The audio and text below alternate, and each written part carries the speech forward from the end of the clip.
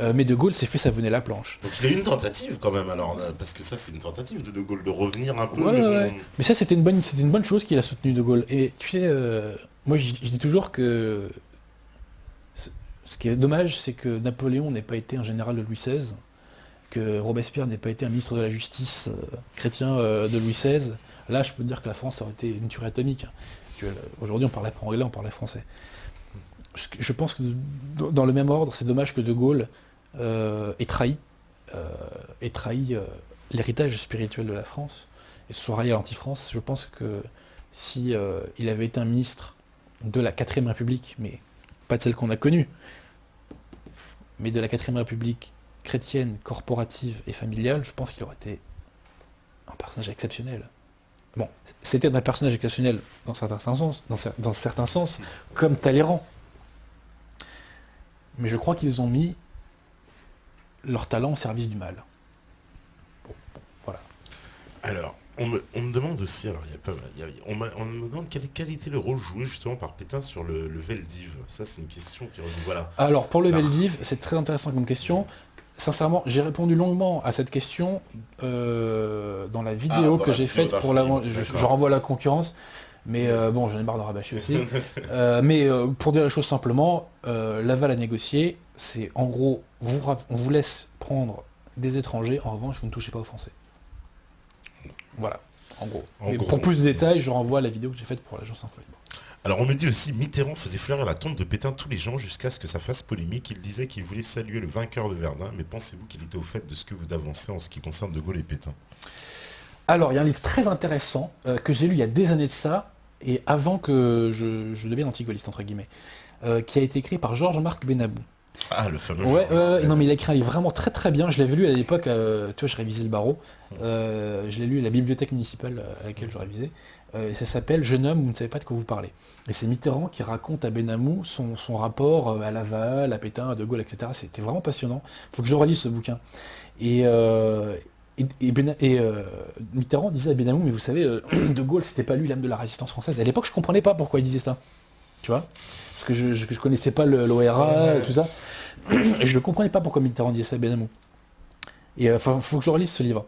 Mais je pense que Mitterrand, qui lui aussi avait une culture catholique, savait très très bien, il savait très très bien, Mitterrand, que, qui était Qui véritablement était... Pétain. Et Pétain a sauvé la France, on oublie un peu de le dire, à Verdun d'une part, sachant qu'à Verdun, après, il y a Nivelle qui lui a succédé pour une partie de la bataille, mais surtout, il a sauvé la France en 1917, Pétain. C'est-à-dire que il y a eu de très grands troubles dans l'armée française, tu sais, les Les mutineries. fameuses Les mutineries. Français ne voulaient plus se battre, ils ne comprenaient pas pourquoi on les envoyait dans des offensives qui ne servaient à rien. Et c'est Pétain qui a redressé le moral des troupes. Et j'ai découvert un livre il n'y a pas longtemps, à la librairie Facta, pour qui je fais de la pub, parce que j'achète parfois certains de mes bouquins chez eux. La librairie d'Emmanuel Ratier. Je viens de me cramer. Voilà. Mais ils ont des très bons bouquins, donc il faut le dire. Et j'invite les gens à aller jeter un petit coup d'œil à l'occasion. Le général Spears, le fameux général Spears qui avait chopé De Gaulle le 16 juin au soir pour lui dire tu viens avec nous, a écrit un livre qui s'appelle De Gaulle-Pétain, deux hommes qui ont sauvé la France. Alors je l'ai acheté il n'y a pas longtemps, j'ai pas eu le temps de le terminer, mais il raconte bien comment Pétain en 17 a sauvé la France en rétablissant le moral de l'armée, en traitant de façon humaine la question des mutineries, etc. Voilà. Ouais, ça... Mais Mitterrand n'était pas dupe, pour en revenir à la question. Quand on a une culture classique sérieuse, quand on sait ce que c'est que le bien et le mal, et Mitterrand le savait, c'est pourquoi il est coupable d'ailleurs, à l'instar de De Gaulle. C'est parce qu'il peut pas... on dit souvent qu'il n'y a pas de péché sans conscience du péché. Enfin, c'est pas moi qui le dis, ça c'est la doctrine de l'Église. De Gaulle et Mitterrand, je pense, avaient conscience du péché. Mais ils étaient aveuglés par leur orgueil. Il était franc-maçon aussi, Mitterrand. Ah ça je sais pas. Je sais pas. Ah non, il n'était pas franc-maçon. Il n'était pas franc-maçon. Je pense le dire de façon certaine parce que Henri Coston, a évoqué dans un livre que j'ai pas en tête là, qu'en fait il s'était pointé pour une initiation et il y a quelqu'un qui a ressorti la casserole de la Francisque. Et après on a dit ah non, pas de ça ici, tiens comme par hasard. Et donc au revoir quoi. Ah ouais, parce qu'il a fait quand même une bâtir des monuments. Mais je vais te dire, ouais. qu'il ait le tampon franc-maçon ou pas, on s'en fout. Oui, Ce que je note, c'est qu'il a promu un logiciel intellectuel qui est celui de l'anti-France. Après qu'il ait le tampon de franc-maçon, je veux dire, on s'en fout presque. Tu vois. Ce qui compte, c'est que...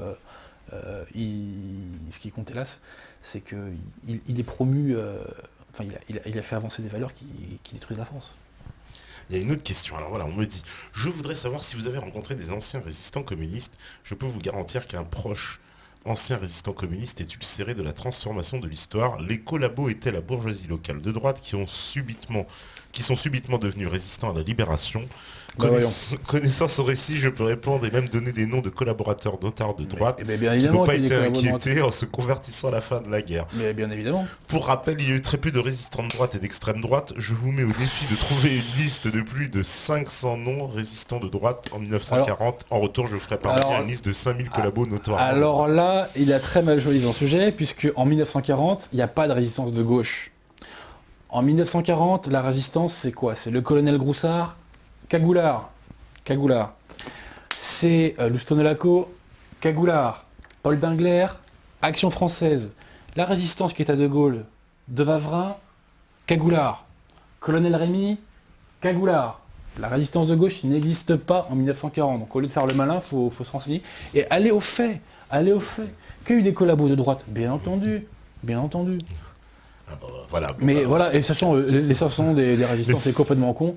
Moi, je donne-moi 5 noms de résistants de gauche en 1940. Ouais. Bref. Donc, d'ailleurs, Dominique Vénère, dans son histoire de la résistance, un chapitre qui s'appelle, je crois, Résister à l'ombre de Vichy, qui explique bien, voilà. D'ailleurs, c'est pareil, Général Colson, Végan, les prémices de l'ORA, Picandard, enfin, ils étaient tous de droite, même, pardon, d'extrême droite. Hein. Je sais que c'est pas bien de le dire, mais voilà, donc ça me fatigue, ça. Allez au fait. Voilà, allez au fait.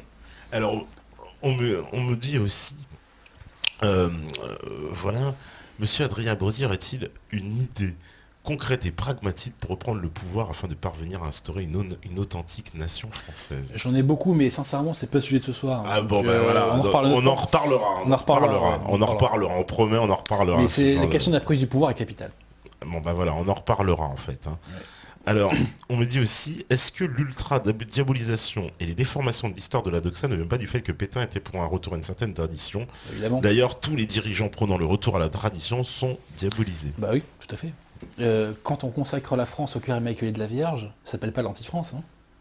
Ça s'appelle pas l'anti-France. Quel acte plus beau? J'aimerais qu'on le dise, quoi. Quel acte plus beau que de consacrer la France au cœur de la Vierge? C'est... Bref. Ouais. Alors, qu'est-ce qu'on me dit encore 68 n'est pas plutôt une conséquence du rapatriement de l'or de la France suite au futur abandon du dollar en 71? Ça a pu jouer, hein. Peut-être que les Américains ont... Sincèrement, ça a pu jouer, mais je n'ai pas creusé la question 68 énormément. Enfin, pas sous cet angle-là.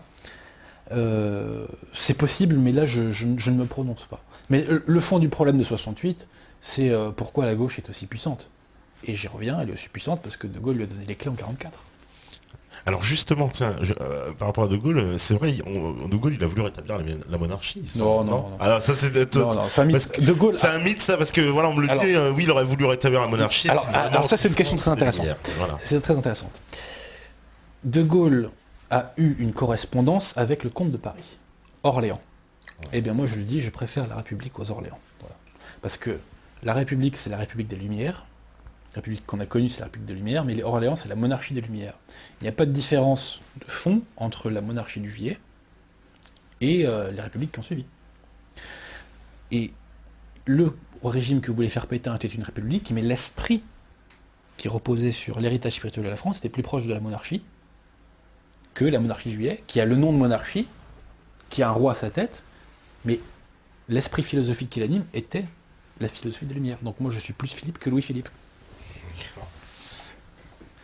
Donc ça c'est intéressant, c'est vrai que De Gaulle on a souvent dit s'il avait rendu s'il avait remis un Orléans au pouvoir, ça aurait été une casserole de plus à son actif. Ouais, donc parce que ça aurait été dans la continuité donc ouais voilà ouais. Ok, pas de vraie rupture. Alors On me dit pourquoi M. Abosi ne se pose-t-il pas la question de l'authenticité de ses biographies de Hiltir, sa relecture de l'histoire, et rejette-t-il les travaux d'historiens basés sur des archives? Mais quels autres travaux, j'ai envie de Mais dire. déjà, les historiens que je cite, vous croyez qu'ils n'ont pas travaillé sur des archives? Ouais. Non mais franchement. Ça, mon cher C'est fatigant. Géronimo, ouais, c'est pas une... Quand je cite, écoute, mon cher Géronimo, renseigne-toi. J'ai envie de te dire, je te cite les évangiles à nouveau. Cherche et trouve. Cher Géronimo, tu cherches et tu trouves. Qui était Henri de Kérélis? Quel intérêt a-t-il à mentir? Pourquoi Bachler Stucky, ambassadeur, aurait intérêt à mentir? Est-ce que Dominique Vénère, qui a fait son travail sur la résistance, ment? Est-ce qu'il invente des faits? Est-ce que Robert Aron ment? Est-ce qu'il invente des faits? Est-ce que Paul Baudouin ment? Est-ce qu'il invente des faits? C'est comme ça qu'il faut raisonner. Et puis c'est des gens différents, on va Est-ce pas que, dire qu'ils est-ce appartiennent que tous au Raoul même moule. Hilberg ment? Est-ce qu'il a inventé des faits? Bref, franchement, c'est fatigant, ce genre de questions. Ouais, En gros, toutes les sources qui viennent du système sont bonnes, par définition, et celles qui sortent de la doxa sont mauvaises, c'est fatigant, quoi. Moi, ce qui m'intéresse, c'est les faits. Vérifier si les faits que j'évoque sont vrais ou faux. Ouais. Point. La question de l'étiquette, je m'en tape. Les faits et rien que les faits. Alors, il y a une question intéressante de Max Noé. Il me dit Adrien, as-tu lu La guerre des trois fous de Bernard Fay, qui fut un proche collaborateur Bernard Fay, qui fut un proche collaborateur de Pétain. Très intéressant, ce fut lui qui fut en charge de récupérer les archives maçonniques. Oui, et j'ai lu d'ailleurs son truc sur les archives maçonniques. Je dirais pas qu'il me l'a prêté. Je vais pas le compromettre. Mais j'ai lu son truc sur les archives maçonniques. C'est intéressant, mais c'est pas non plus méga excitant, quoi. Ceci étant, Bernard Fay, j'ai lu quelques bouquins de lui. Il a écrit un bouquin sur Louis XVI qui est vachement bien. Je recommande le Louis XVI de Bernard Fay. C'est écrit avec un style magnifique. J'ai pas lu La guerre de trois fous. Je ne l'ai pas lu, donc je ne peux pas me prononcer dessus. Mais c'est un auteur que je vais creuser parce que le peu de choses que j'ai lu de lui est écrit dans un français exceptionnel. Vraiment un très beau style. Et le fond de ce que j'ai lu pour l'instant, après je me prononce pas sur le reste de son œuvre, mais ce que j'ai lu pour l'instant de lui, son bouquin sur Louis XVI et un autre bouquin qu'il a fait qui s'appelle La franc-maçonnerie et la révolution du XVIIIe siècle, me semble-t-il, j'ai beaucoup en souvenir le Louis XVI qui m'a marqué, l'autre là je l'ai un petit peu moins, mais il me semble que ça va dans le bon sens, quoi. Alors, on me dit aussi, un mot sur le SAC qui effectuait les sales besognes du parti gaulliste. Sur le SAC, service Je d'action. connais pas en détail le SAC, donc c'est le truc fait par Pasqua, c'est une milice officieuse, quoi, de barbouzards, quoi, plus ou moins. C'est un peu le principe de la milice quand même, non Non, quand même pas, faut pas exagérer. Encore que quand on creuse. Mais je vais te dire, là on sort de la période 40-44, Ouais. j'ai pas autant creusé, mais il y a quelqu'un qui pourrait évoquer ça de façon peut-être un peu plus intéressante, c'est René Rionnier. J'invite les gens à lire son livre qui s'appelle Réquisitoire contre le mensonge, un bouquin anti-gaulliste. Et il a écrit aussi un autre bouquin qui s'appelle Offense au chef de l'État, puisque suite à son bouquin, il a eu des petits problèmes. Ouais. Mais j'aime bien ces mecs-là. Franchement, ils ont des blondes, quoi. Et, chapeau. Alors, qu'est-ce qu'on me dit encore Pourrais-tu parler des Jofta et que penses-tu du PPF, Parti populaire français, décrit comme collaborationniste? Alors, Jofta, je vois pas ce que c'est. Alors, PPF, si je dis pas de bêtises, c'est le parti de Doriot. Si je dis pas de bêtises, parce que je confonds peut-être avec le parti de Larocque. En tout cas, le parti de Doriot était collaborationniste. Mais c'était ce qu'on appelle les collaborationnistes de Paris. Et Pétain et Laval n'avaient aucune influence sur eux. Et au contraire, ils crachaient beaucoup sur les gouvernements de l'époque. Sachant que Jean Tracou, dans son livre Le Maréchal Aulien, raconte l'entretien physique qu'il y a eu entre Doriot et Pétain. Et il raconte que Pétain, parce que Pétain était quelqu'un d'apparence froide, il cachait sa timidité derrière une froideur, mais en même temps, il y avait des traits d'humour parfois assez glacial. Enfin, il était assez glacial, quoi. Pardon. Et il avait dit à Doriot, je vais vous faire fusiller ou je sais pas quoi, et Jean Tracou, qui était là, à côté de Pétain, raconte que Doriot perlait... voilà. Ou dit, non, j'aurais dû vous faire fusiller au Maroc, enfin, je sais plus, un truc comme ça. Mais en gros, coup de pression, quoi. Voilà. Alors, qu'est-ce que vous me dites ça encore Parce qu'il y a tellement de questions. Alors, quel est ton avis sur des auteurs comme Delassus, le Marquis de la Franquerie, Louis Hubert Rémy? Alors, Louis Hubert Rémy, je n'ai lu de lui que son bouquin sur Jeanne d'Arc, qui est capital, parce qu'il évoque la triple donation de Jeanne d'Arc. Je laisse les gens creuser cette question, c'est pas le sujet. Et puis je suis pas spécialiste de la question. Et tu vois, quand je maîtrise pas un sujet, je préfère laisser. Enfin, tu vois, je préfère ne pas y aller. La Franquerie, Delassus, Delassus, ouais. œuvre capitale. Pierre Hélard en parle mieux que moi. si vous le recevez dans les mois à venir, On va le recevoir, demandez-lui, ouais. vraiment, Monseigneur Delassus, Monseigneur Gaume, ça c'est des trucs qui lèvent le cerveau, quoi. Enfin, au bon sens du terme, hein, qui remettent les idées bien droites, quoi. On parle pas mal de Delassus en ce moment dans ce que j'appelle la nouvelle opinion publique, c'est bien. Il faut aussi parler de Monseigneur Gaume. J'ai lu un bouquin de lui qui s'appelle Le Traité sur le Saint-Esprit. Je remercie la personne d'ailleurs qui me l'a donné, qui fait du bien, quoi. Qui fait vraiment du bien, qui remet les idées dans le bon sens. Ensuite, le Marquis de la Franquerie, Capital, le Marquis de la Franquerie. Oui. Son livre La mission divine de la France vraiment touche au cœur de l'âme française. Même si je suis pas d'accord à 100% avec lui, des fois je pense qu'historiquement il se plante un peu. Mais globalement, la Franquerie a compris la place que jouait le catholicisme dans l'âme française. Et son message, c'est que si la France n'est pas fidèle à la croix, elle se fait châtier.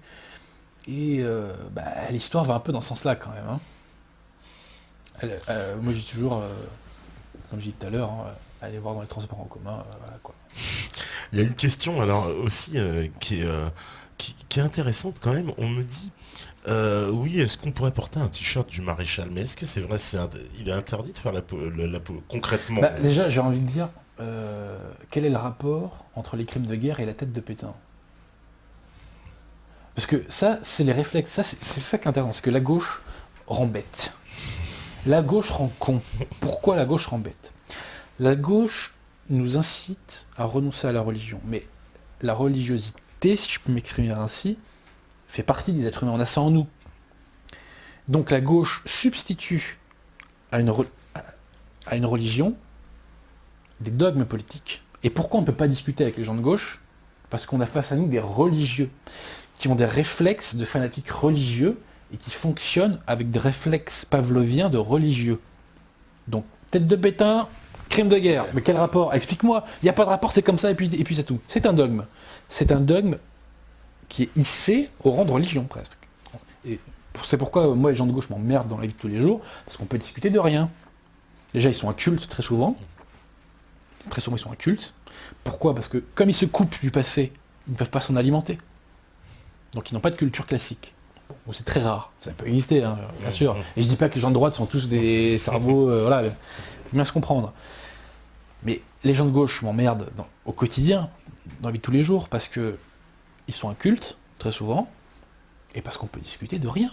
On a face à nous des religieux, des ayatollahs du politiquement correct, avec qui on ne peut parler de rien, et qui ont des réflexes pavloviens qui structurent leur cerveau, qui fait que, voilà, on a face à nous des ayatollahs, quoi. Ouais, parce que Pétain, c'est vrai que c'est cette image, Pétain, Hitler, on les met dans le même panier, hein, limite. Et c'est complètement débile. Voilà, j'ai vu, c'était Mélenchon qui disait sortir de l'euro, c'est maréchaliste. C'est un peu ça. Oui, je crois que son cerveau a dû sortir de sa tête, là. Je pense que Mélenchon est quelqu'un de cultivé et d'intelligent, et je crois que lui-même ne croit pas à toutes les conneries qu'il raconte. Voilà. Et on me dit, est-ce que c'est vrai est-ce que Louis-Ferdinand Céline est victime encore de nos jours du mensonge que vous dénoncez? Alors, je vais vous dire, Céline, je connais pas le dossier Céline très très bien, donc j'ai pas envie de me lancer dessus. Ce que je peux dire, c'est un écrivain. Tout le monde trouve qu'il est génial. Peut-être l'est-il. Moi, sincèrement, c'est pas la littérature que j'aime, quoi. En termes de style, le point d'exclamation de 3 petits points, ça me gonfle. D'ailleurs, une petite anecdote personnelle qui finira un jour dans un roman que j'écrirai. J'étais un jour dans un dîner en ville, à Paris.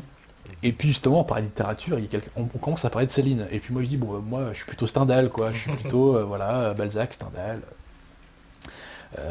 Bernanos, et j'en passe. Et une personne me dit, mais comment tu peux critiquer Céline? Il a inventé le point-virgule. Alors, en fait, le style de Céline, c'est que, je sais pas si tu sais, c'est qu'il mettait un point d'exclamation, il mettait 3 petits points à chaque fois. Donc là, je me suis dit, est-ce que je le crucifie sur place en lui disant non, c'est pas le point-virgule, c'est point d'exclamation, 3 petits points, et si celui qui a inventé le point-virgule, c'est que t'en as pas lu une ligne. Moi, j'ai pas fait. Mais voilà. Mais il y a un pédantisme célinien, c'est pour dire qu'il y a un pédantisme célinien qui me gonfle. Après, j'ai pas tout lu de Céline, moi j'ai lu Le Voyage. Alors Le Voyage, il n'y avait pas son fameux style encore. Hein. Le Voyage au bout de la nuit, Mort à crédit, et puis... Bagatelle pour un massacre. Non, pas Bagatelle pour un massacre. Enfin, j'en ai lu des passages de ça, mais bon, ça m'a pas excité. Qu'est-ce que j'avais lu de lui aussi Ah oui, d'un château à l'autre, justement, qui parle un peu de notre période. Mais sincèrement, le point d'exclamation de trois petits points, j'arrive pas. C'est pas ça que je recherche. Moi, j'aime les styles un peu plus purs, à la Maurice Sachs, à la Stendhal, à la Bernanos dans un autre style, à la Romain Roland, voilà. Faudra que je revienne un jour pour parler littérature. Ça pourrait être sympa. On n'en parle pas assez. Ah ouais, c'est vrai. Parce que c'est l'âme de la France aussi, la littérature. Ça fait partie de l'âme de la France. On me demande quel est le livre de référence qu'on pourrait citer qui relate du projet politique de Pétain, le plus intéressant. Bonne question. Moi je dirais l'histoire élémentaire de Vichy de l'amiral Offand. Je pense que c'est lui qui évoque le plus ça, parce que c'est vrai qu'on n'en parle pas beaucoup. Il y a aussi un livre de l'amiral Ferney qui s'appelle Aux côtés de Pétain, parce que l'amiral Ferney a participé à l'élaboration de la Constitution qu'il voulait faire, donc ça aide un peu. Mais je pense que c'est l'amiral Offand qui a touché le plus juste, dans cette idée de rechristianisation de la France. Ouais. Alors, on me dit, dans le procès du maréchal Pétain, Pétain déclare avoir voulu sauver la France. Est-ce que ça ne résume pas tout finalement? Bah, évidemment qu'il a voulu sauver la France. C'est le sens de sa vie de sauver la France. Et d'ailleurs, ceux qui veulent savoir pourquoi c'est le sens de sa vie de sauver la France, lisez ce livre de Louis-Dominique Girard, Mazigheim ou La vie secrète de Philippe Pétain. Il s'est passé quelque chose en 1888. Je vous le dis pas, hein. Pour une fois faites le travail. Hein. Pétain a voué sa vie à la France. Et il l'a sauvé à 2 reprises, je pense. Et à 2 reprises, ouais. Déjà, il y en a qui sont très contents. On me dit fantastique émission, merci messieurs. Il y en a qui sont aux anges, hein, quand même, de ce qui a été amené. Je sais pas si l'émission est fantastique, je sais qu'en tout cas c'est ce que j'ai fait de plus utile dans ma courte vie. Alors, dans notre bien-pensance, notre doxa, il est tout à fait normal de penser que la monarchie française, donc quasiment tous les rois, étaient de mauvais tyrans. Est-ce la réalité ou cette idée vient de la première libéralisation de 1789, lorsqu'on évoque le roi soit lui, très pieux, humble, généreux avec son peuple, difficile de cracher dessus. Si le système était mauvais, il n'aurait pas duré si longtemps d'une part. Il a pu y avoir des rois moins bons que d'autres. Charles IX par exemple. Charles VI le fou, mais bon, lui il ne pouvait pas grand chose, le pauvre. Il y a eu des rois plus ou moins bons, mais le principe de la société d'Ancien Régime est incritiquable. Pourquoi ? Parce que la société était organisée pour que nos âmes aillent au ciel. Et ça, on peut dire tout ce qu'on veut, c'est incritiquable, et ça doit être le but de toute société humaine, faire que nos âmes aillent au ciel, et c'est ce que voulait faire Pétain. Il voulait des sociétés où les individus regardent un peu plus vers le ciel. Donc il y a pu y avoir des hommes mauvais qui ont incarné ce principe, parce que la nature humaine est ainsi faite, mais le principe est bon. Et le principe était incritiquable. Voilà.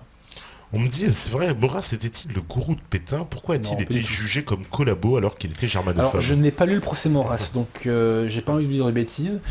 Pourquoi? Parce que l'épuration, il fallait tout liquider. Y compris à l'Académie française, par exemple. Donc, Pétain était germanophobe. Plus germanophobe tu meurs, hein, j'ai envie de dire même. Dès 1933, il a écrit des articles sur Hitler, comme quoi il fallait le buter, enfin, il y a vraiment des trucs extrêmement durs. Hein. Peut-être que si on l'avait un peu écouté sur ce point-là...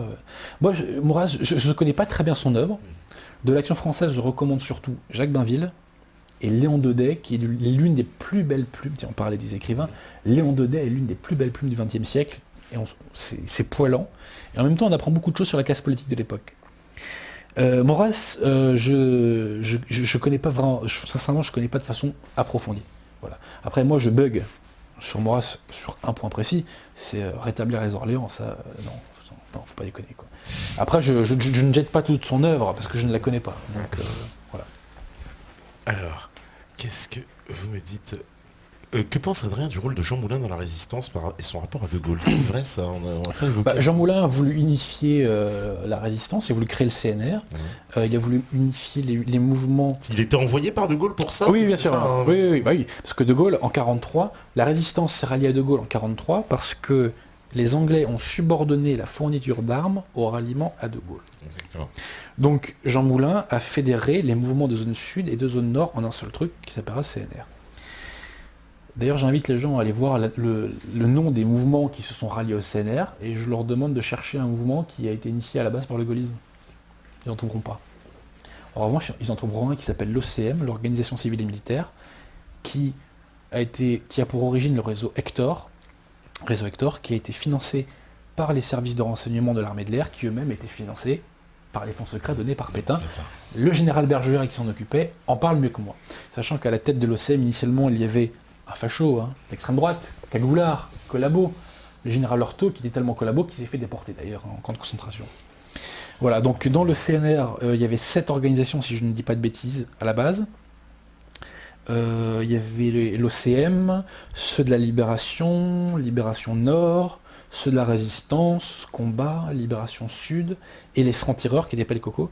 Je dois oublier des trucs ou je dois m'être trompé, mais en gros, j'invite les gens à aller voir le nom de ces organisations, et ils ne trouveront pas d'organisations résistantes qui ont été impulsées par De Gaulle. Et pour cause, il n'était pas là.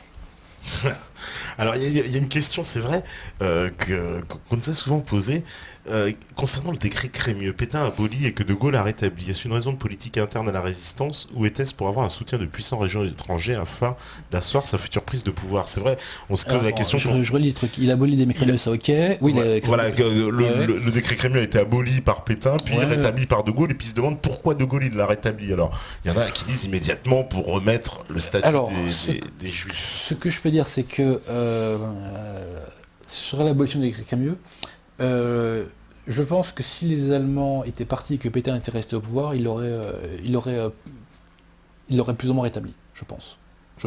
Rappelons-nous la circulaire de Darlan de réintroduction progressive des Juifs dans la vie nationale, dans la communauté nationale, pardon. Donc je pense qu'il aurait fait ça autrement, mais d'ailleurs, ce qu'il faut savoir, c'est que l'abolition du décret Crémieux a valu une très grande popularité, de Pétain auprès des Maghrébins. Ils aimaient beaucoup Pétain pour ça. Je sais pas pourquoi. Mais ce qui est vrai, c'est que le représentant des communautés juives d'Afrique du Nord, qui s'appelle Monsieur Alexandre, s'est rallié à De Gaulle sur cette question-là. Là, j'ai pas le truc en tête précisément. Mais il y a une histoire comme ça, comme quoi Monsieur Alexandre s'est rallié à De Gaulle à ces conditions-là. On peut le comprendre, de ceci étant. Voilà. Donc, alors, on nous dit, Adrien peut-il nous transposer des hommes publics, voire politiques de notre temps, avec des hommes d'avant et durant la guerre qui étaient l'équivalent de Valls aux Andes, Hollande de BHL par exemple? Oh bah des collabos, vous savez, on en trouve à toutes les époques. Ouais, c'est ce que j'ai envie de dire, on en trouve beaucoup là. Les principaux collabos de l'époque, c'est des gens comme Marcel Déat, comme Jacques Doriot, qui est de la gauche, d'ailleurs, petite parenthèse, ils sont tous de la gauche. Il y a Darnan, mais le cas Darnan est un peu plus compliqué. Philippe Henriot, qui pourrait-on citer encore comme collabo, qui on pourrait citer comme pur collabo. Il y a Benoît Méchin, le ministre Jacques Benoît Méchin. Il y a Darquier de Pellepoix, aussi, le fameux Darquier de Pellepoix qui était aux questions juives. Il y a aussi des journalistes, d'autres journalistes qui se sont mis plus ou moins consciemment au service de l'Allemagne. Je crois que je sais pas envie de dire de bêtises, d'accuser les gens gratuitement, mais je crois qu'il y avait un journal qui s'appelait Au Pilori. C'est dommage qu'ils aient souillé ce nom parce que franchement, je trouve qu'il tape le nom Au Pilori, ça peut être sympa quand même. Bref, voilà. Donc voilà quelques noms. Et comment dire, on me dit aussi, finalement, Pétain est moins aussi courageux que De Gaulle puisqu'il est resté sur place défendre la France, alors que l'histoire l'a toujours traité comme un lâche. Parce que c'est vrai qu'on s'étonne, on se dit, il est quand même, s'est sacrifié un peu Pétain. Mais je vais faire ricaner les gens. Il y a une petite dimension christique quand même. Même, je vais peut-être surprendre un petit peu chez Laval. À partir des années 43, il sait qu'il va se faire, milieu 43, il sent que ça va mal finir pour lui et qu'il va se faire plus ou moins buter. Mais il reste parce qu'il pense qu'il peut amortir le choc pour la France. Il y a une question aussi. Alors, est-ce que tu confirmes?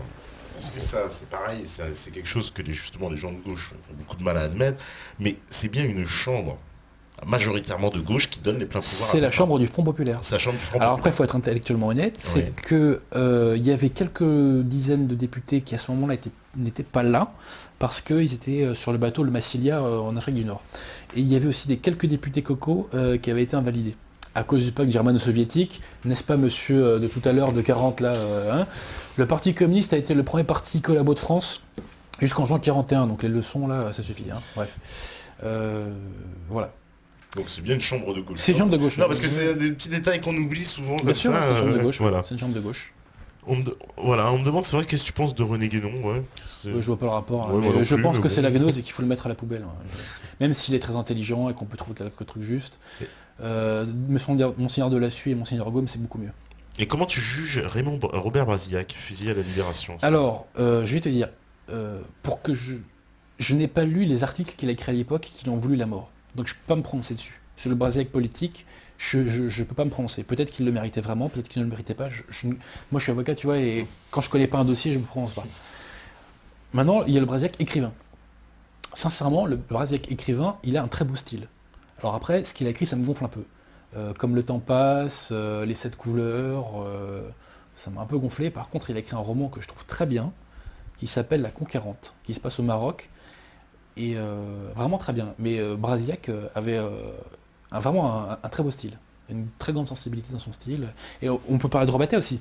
Ouais. Robatet, qui était, je pense, un sale bonhomme politiquement parlant, mais qui, en termes de talent littéraire, il a écrit un roman qui s'appelle Les Deux Étendards, 1200 pages, mais qui est sublime. En termes de style, en termes de profondeur. D'ailleurs, il l'a écrit quand il était au travaux forcés en partie. C'est un des plus grands romans français du XXe siècle. Et pour moi, c'est le dernier grand roman français. Alors une petite conclusion, puisqu'on arrive à la fin. Voilà, on me dit, une classe de 3400 élèves, chapeau bas quand même, oui, là, en fait, clairement, j'ai envie de dire, t'as soulevé un lièvre, là, quand même, sur cette affaire de Pétain. Ça fait... J'ai voulu mettre une petite balayette Ouais. à la Ve République, qui a fait tant de mal à la France. La Ve République, c'est l'ère du châtiment. Parce que moi, il y a des personnes, alors, des contradicteurs, je vais pas les citer pour pas encore les mettre plus mal à l'aise qu'ils pourraient l'être, mais qui me disaient, ah oui, Je mais vois pas du tout de qui tu parles. Ouais. ces débats-là ont lieu dans les années 50, Alors et justement, toi, tu n'étais pas né, t'as pas pu les connaître. Je dis, bah oui, je suis désolé, mais... Et puis j'ai envie de dire, et alors Oui. Et alors Il y a des querelles théologiques qui ont lieu il y a des siècles, et elles sont encore d'actualité. Et est-ce que tu penses pas, justement, ma dernière question, que finalement, là, j'ai envie de te dire, est-ce que cette bataille-là que tu nous as décrite, puisque, tu vois, pour en revenir au cœur... C'est une bataille entre la France et l'anti-France. Voilà, elle n'est pas terminée, en fait. Mais elle n'est surtout pas terminée. Et elle sera terminée quand des patriotes authentiques seront au pouvoir. Et quand on aura foutu cette gauche aux chiottes et qu'on aura tiré la chasse 10 fois. C'est la bataille, le clivage véritable qui traverse la société française, qui n'existe plus dans l'échiquier politique français, puisque tout l'échiquier politique français actuellement, de l'extrême gauche au FN, est à gauche. En gros. Même si le FN, il y a une petite pulsion de droite de temps en temps, mais globalement, il a un logiciel qui est fondé sur les Lumières. Mais dans la société française, le clivage gauche-droite existe encore, et ce clivage gauche-droite est celui de la France contre l'anti-France. C'est clair, c'est la France contre l'anti-France. Voilà. Il nous traverse encore, et c'est le combat de demain.